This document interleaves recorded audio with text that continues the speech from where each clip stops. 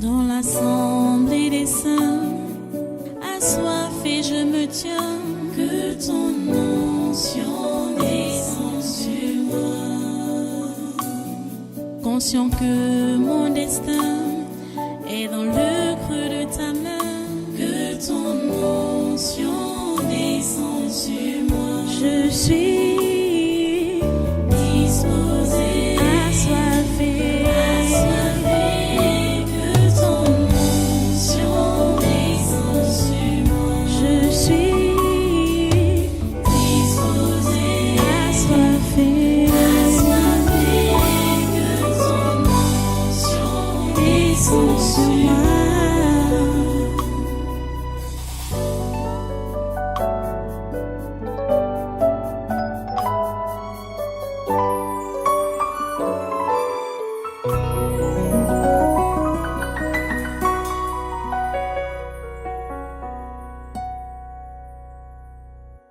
Là, c'est qui? L'autre qui rit là. Qui es-tu? Nous sommes des esprits familiers. Vous êtes là pourquoi? Non. On travaille quoi? C'est ton message qui nous a amenés. Pourquoi? Les dons. Les dons, hein? Ah, comment ça vous amène? Comment je suis là pour les dons. Oui. Comment ça vous amène? Comment vous travaillez? Tu vois, quand un individu veut faire le don, Oui. il connaît la procédure à suivre, par exemple. Uh-huh. Il part faire... Ici à l'église? Oui. Uh-huh. Il part faire les fausses pitiés à quelqu'un. Ou Uh-huh. bien même avec le bon cœur. Uh-huh. Il part, il donne à quelqu'un. Uh-huh. C'est la contagion d'esprit. C'est L'esprit ça. de pauvreté de la personne Uh-huh. vient chez toi et ça nous ouvre les portes. Uh-huh. C'est voilà le symbole d'une faille. Quand tu pars, vu que tu n'es sur aucune couverture, Aucune on couverture. t'a pas envoyé. Ok. Ça, c'est contagion d'esprit. Quand ça commence à agir dans ta vie, ça nous ouvre la porte. Ah, Même si tu nous avais chassés depuis, on va revenir. je vais leur rappeler quelque chose. Ok, c'est qui ça? Je vais vous rappeler quelque chose. Vous savez que le prophète Tibni Joshua était un appelé de Dieu et un prophète de Dieu. Et que l'une des choses qui ont ébranlé son ministère, c'était les dons des sectaires et des païens, des gros païens, des sorciers. Des gros sectaires. Hein? Des gros sectaires. Vous savez ça? Que c'est eux qui finançaient pour la synagogue. Vous savez ça? Que c'était sorti et c'était vrai, puisque là-bas, on ne distinguait pas l'argent et il fallait partenariat, n'importe qui devait être partenaire. Et on a suivi des délivrances, c'était peut-être en 2012 ou 2013 comme ça là, de certains pasteurs qui étaient réellement des appelés de Dieu. Et donc les ministères ont chuté à cause de l'argent, des dons. Vous comprenez ça? Les appelés de Dieu, vrai. Les vrais appelés. Mais ils sont tombés à cause de l'argent, des dons. Ce n'est pas des offrandes, bon comme pour le prophète Joshua, il n'y avait pas de distinction, hein, n'importe qui, et les sectaires aiment même le genre là. Mais quand déjà, on vous oriente, on vous dit, vous ne prenez pas les dons, et vous ne donnez pas n'importe comment, ça doit passer à l'église. On vous met à l'abri. Parce que toute personne qui peut mettre une offrande dans le panier ici à l'église et qui a écouté qu'on ne prend pas l'argent souillé et qui met ça, cet argent ne peut avoir aucun effet négatif. Vous voyez? Donc, quand vous voulez aider quelqu'un, vous passez par l'église, vous comprenez que même si la personne à qui on va faire ce don à l'esprit de pauvreté, les esprits familiers sont attachés à lui, ça ne va pas t'atteindre. Vu que... Tu comprends, non? Vu que c'est une sorte de liaison, oui, tu n'es sur aucune couverture. Il faut que les enfants se comprennent que... Quand tu le fais directement toi-même. Voilà. L'histoire de pauvreté, là, c'est un peu comme le mariage. Hein. Bien sûr. Non, c'est vrai, collègue, ne dit pas. L'histoire de pauvreté, là, c'est un peu comme le mariage. Ce n'est pas tout le monde... qui appelle à être marié. Mhm. C'est pas tout le monde qui appelle à être riche. C'est vrai. C'est pas tout le monde. Attends, il y a combien de distinctions de mariage? Hein? Il y a ce n'est pas tout le monde qui. Il y a les attachés au village. Uh-huh. Il y a aussi les attachés à la pauvreté. Oui. Il y a ceux qui sont faits pour être riches. Il y a ceux qui sont faits pour être mariés. Mhm. Il y a ceux qui sont faits pour être riches, mais pas autant que eux ils veulent. Oui. Je sais pas si on Et il y comprend. a des pauvres qui ne pourront jamais être riches. Juste pour qu'on les conserve dans le salut. Oui. Juste pour ça. C'est à eux que je parle beaucoup aujourd'hui pour leur dire de ne pas murmurer contre leurs conditions ou contre les gens qui sont appelés à les encadrer. De ne pas murmurer. Sinon, ils vont perdre leur salut. Ils auront été pauvres pour rien sur la terre et à la fin, ils partent en enfer. Parce qu'ils n'ont pas compris la leçon. Tu vas voir quelqu'un, par exemple, comme tu dis que il y a des gens que ils cultivent l'esprit de pauvreté eux-mêmes. Fais quoi. Tu vas voir comme le type que tu as parlé aujourd'hui, le deuxième. À cause des aides, quelqu'un se retrouve avec des trous partout. Oui, dans ses affaires. Voilà. Mhm. Toi, on a envie de te faire ça, non? Ben, bien sûr. Non, l'exemple est restant. J'ai passé, j'ai faim. Ah ouais, le faim. Et j'ai interpellé Samuel aujourd'hui, qui était un exemple palpable, hein? Lui-même, il sait. Des choses que vous faites souvent. Il y a beaucoup d'exemples que je peux mettre sur la table. Les gens, le plus souvent, ils viennent voir le pasteur quand ça a déjà cuit. Ils ont fait leur transaction là-bas derrière, bac. Mais quand ça a cuit là-bas, c'est là qu'on écrit au pasteur pour dire que tel m'a fait. Quand ça a commencé, vous étiez où? Pourquoi vous n'avez pas mis le pasteur au courant? Est-ce que le pasteur était là? C'est quand ça a cuit. Okay. C'est quand ça a cuit qu'ils écrivent maintenant. Et parfois même, j'essaie de faire la conciliation. Toi-même, il y a un cas qui est, je ne sais pas si c'est déjà résolu. Hein? Voilà, on va faire ça maintenant là. Frère Esomba, Victor, avec Anaël. Avancez là.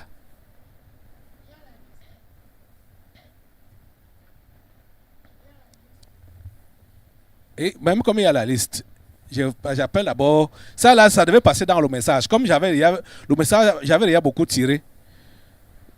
Je ne voulais plus trop continuer. Alors, frère Esomba, Victor. Anaël est où? Oh Seigneur. Ce frère, il avait un terrain à vendre. Il a proposé un premier frère. C'est le premier frère là, je crois. C'est lui qui est venu me dire. Hein? C'est lui, c'est le frère Naël. Le premier, il y avait le premier. C'était le frère Fumo. Oui. À qui il avait proposé ce terrain.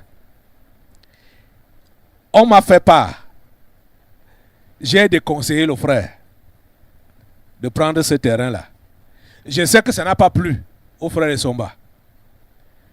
Parce que c'est un endroit humide. Et par derrière, il est encore allé voir le frère Naël qui est à côté de lui là. Qui a proposé? Mais c'est ton terrain. Même s'il y a eu haute liaison, même s'il y a eu haute liaison, c'est ton terrain. Et tu as accepté ça. Mais tu sais que j'avais refusé à Fumu de prendre ça. J'ai refusé à Fumu ou pas? Hein? Oui, tu avais refusé à Fumu, mais ça ne m'avait pas énervé. Et c'est pas moi qui suis allé voir le frère Anaël. Ils m'ont trouvé à la maison. Qui est allé voir le frère Naël? Mais tu savais que j'ai refusé à Fumu, non? Mais écoute, si vous... ça dit entre nous. Hein? Voilà, je suis considéré comme qui pour vous? Le père, non? Hein? vous êtes les enfants, non? Tu as une transaction que Oui, tu proposes pasteur. à ton frère. Et le père dit, non, ce n'est pas bon. Ce n'est pas bon. Et tu pars voir un autre enfant, toujours de la maison, et qui vient, même si c'est n'importe qui l'amène. Tu acceptes. Ce n'est pas sérieux. Parce que j'avais déjà dit non. J'avais déjà dit non. Hein? Où est la différence entre Fumu et Anaël? Ce sont les enfants de la même maison, non?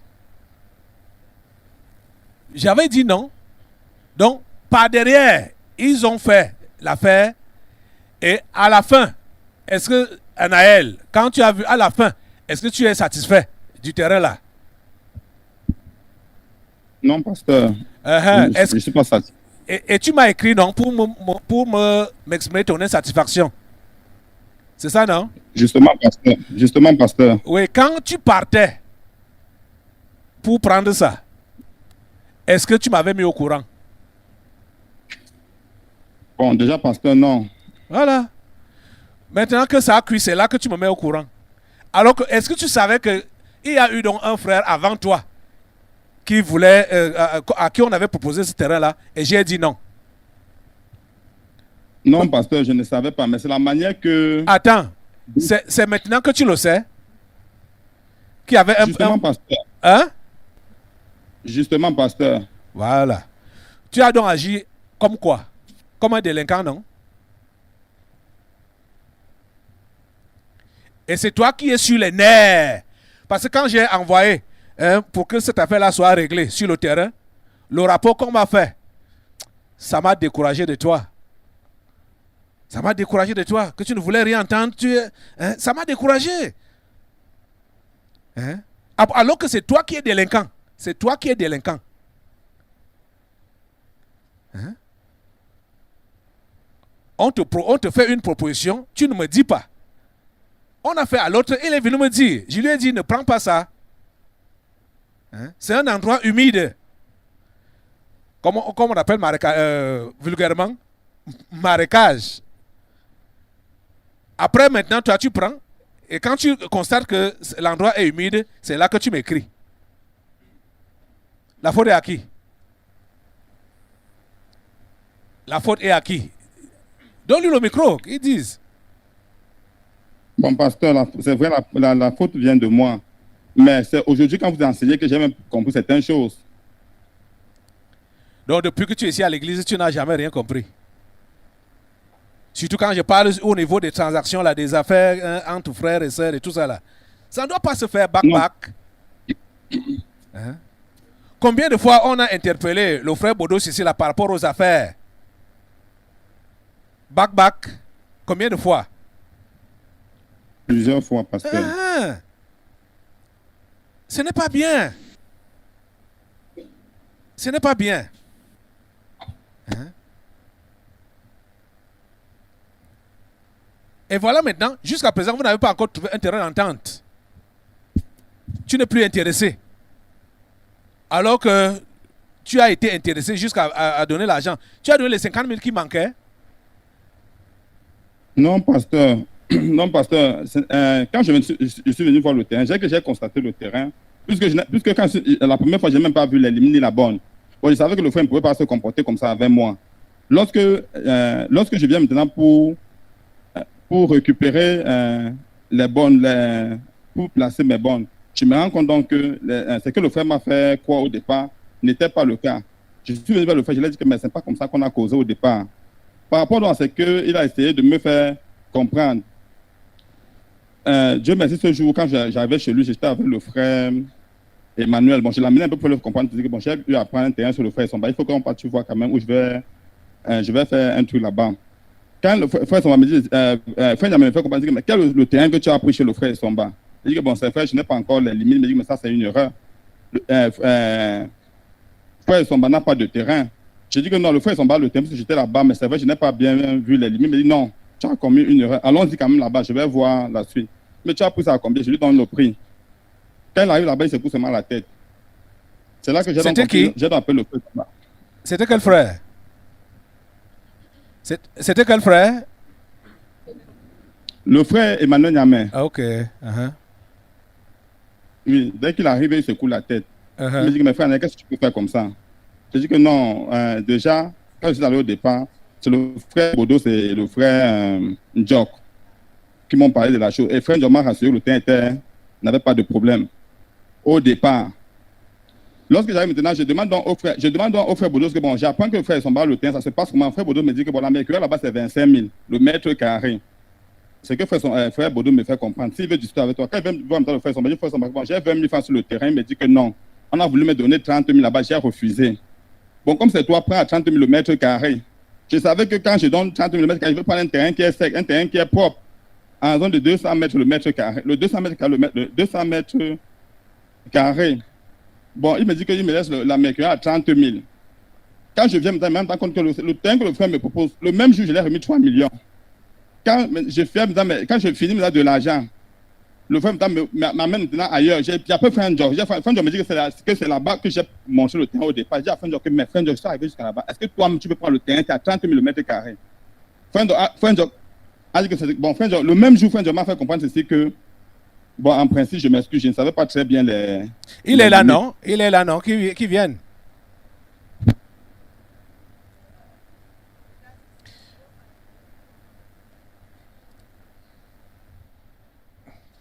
Tu vois que frère Essomba, tu ne te comportes même pas bien. Hein?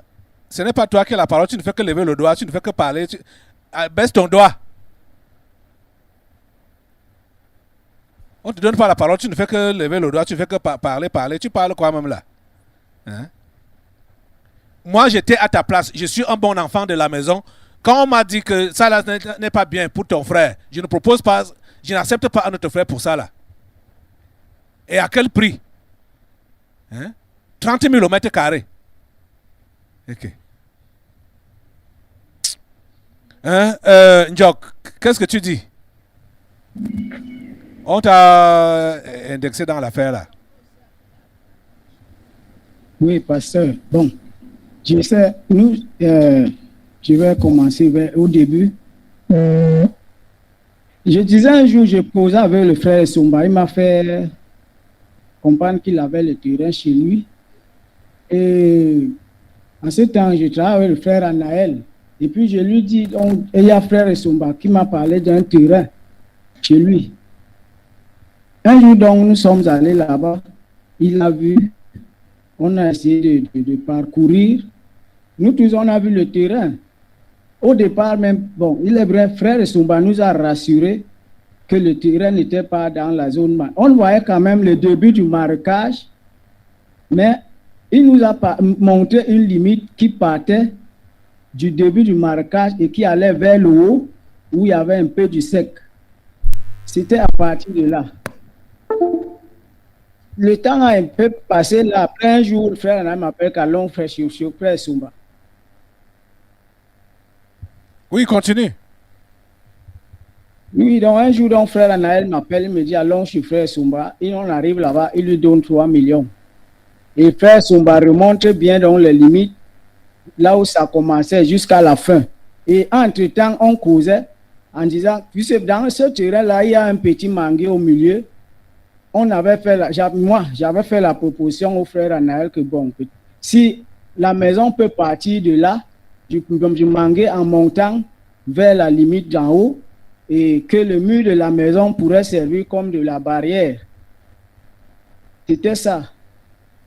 Donc, mais ça me surprend qu'aujourd'hui là, bon, malgré tout, la limite qui était montrée au départ, c'est sur cette limite que j'ai toujours montré, même quand le frère Blanchard était là-bas, c'est la même limite. Donc moi, je ne sais pas vraiment.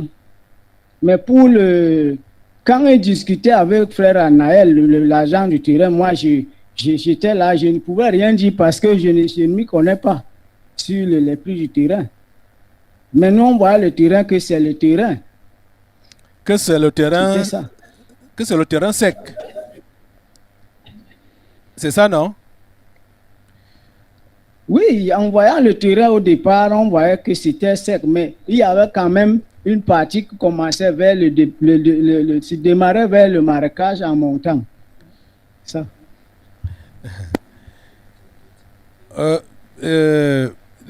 commençant vers le marécage, vers le sec. Bon, ça, on ne comprend pas, puisque j'ai vu que ce terrain-là était en voie d'immatriculation. On ne borne pas, on ne met pas les bornes dans le marécage. Ça doit d'abord être bien viabilisé. Bon, je ne sais pas comment ça se passe que le terrain commence en bordure du marécage, celui qu'on veut vendre là. Hein? C'est ça que tu dis, que ça commence en bordure du marécage. En principe, sa dernière borne qu'il nous avait montré, où son terrain commençait à partir du début du marécage là, qu'il avait montré. Hein? Pas le début du marécage, oui. Oui.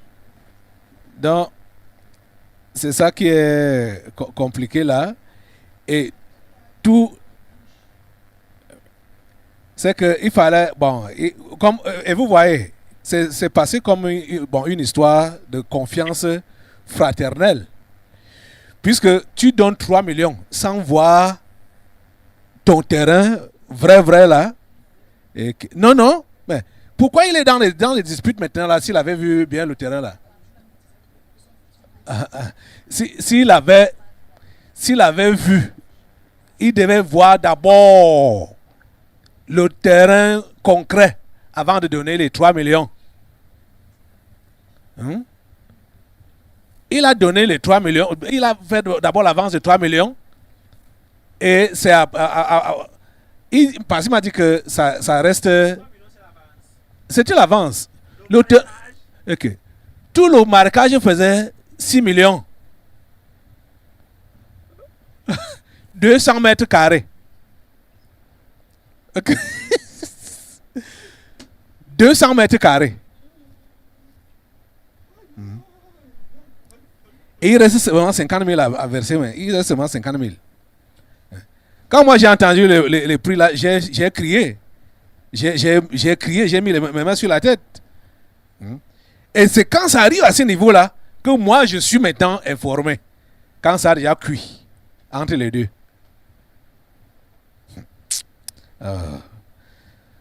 Ce n'est pas normal. C'est à Naël que moi je reproche le plus. Même comme je reproche également le frère Somba. Parce que tous sont blâmables. Comment est-ce que quand Mfumu n'a pas pris ça, Mfumu lui a dit que le pasteur a refusé, non? Hein? Mais prends le micro. Oui, pasteur. Hein? Oui, pasteur. Et un autre frère vient, comme lui aussi, là, il a été mogou, il ne dit pas au pasteur, et il s'arrange là-bas, il lui verse les 5 millions, combien? 950 000. C'est 6 millions.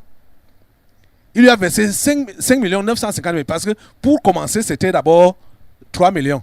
Et l'autre, c'était par échéance. Le tout a fait donc maintenant 5 millions 950 000. 200 mètres carrés dans le marécage. C'est pas honnête. Ce n'est pas honnête.